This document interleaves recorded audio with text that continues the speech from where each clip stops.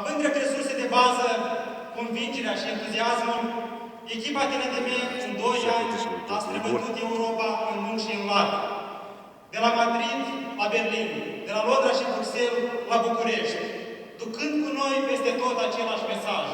Moldova este o țară europeană.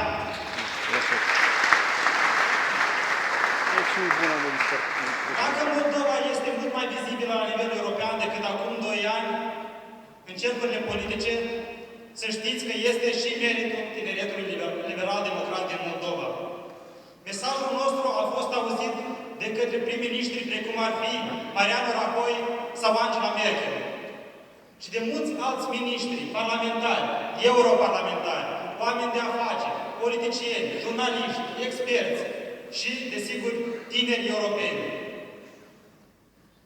Prin intermediul organizațiilor noastre partenere din Partidul Popular European, Tineretul Liberal-Democrat din Moldova are acces direct să comunice cu peste 40 de organizații politice de tineret din Uniunea Europeană.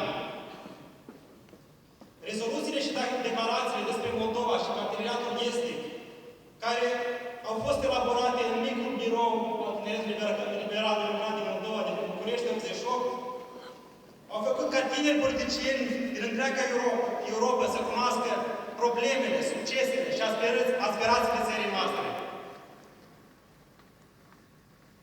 Având la bază cele spuse, pot declara în mod responsabil că TNDM este organizația politică de tineret cu cele mai vaste rețele de parteneri internaționali din Moldova. Și mult mai bine decât bine despre agenda noastră internațională vor putea vorbi partenerii noștri europeni pe care am onoarea să-i prezint și care se află în sală. Îi invit în scenă pe Eva Maevski, președintele European Democrat Students, organizația de 50 de ani, peste 1 milion de membri din întreaga Europa, organizația afiliată Partidul Popular European. Hristo Gadze, vicepreședinte IEP, organizația de tineret a Partidului Popular European. Și Cristof Dali, membru al Comisiei Relații Externe a Junge Uni, organizația de tineret a Partidului Creștin-Democrat din Germania. Vom avea nevoie și de traducere aici pe scenă.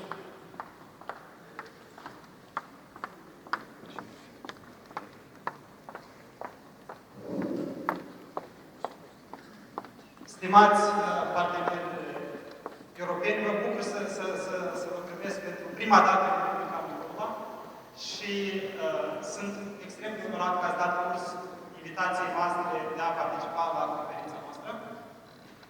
Prima întrebare este care sunt impresiile, primele dumneavoastră impresii despre țara noastră?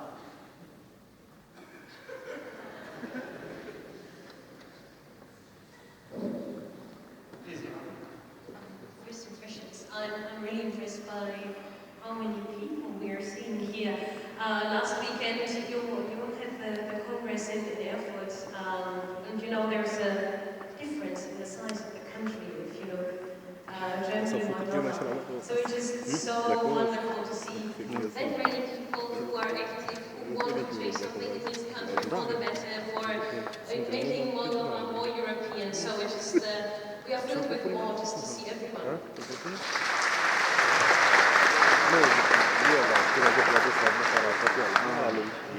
It's my first time in Moldova, but I hope it won't be the last, and I will have many other possibilities to communicate with your beautiful country. My first impressions is, as I was said, about the bright young people that are here, that to see that there is one willingness to change your country, and what I've heard from the presentations that were before us, it's really good to see that young people in Moldova are so active in politics and actually wanting to change to better their country.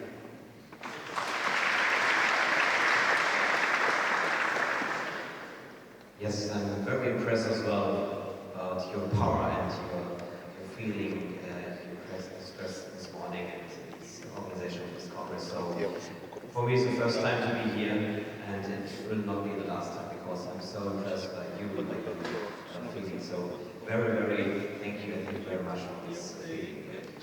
expressed to me.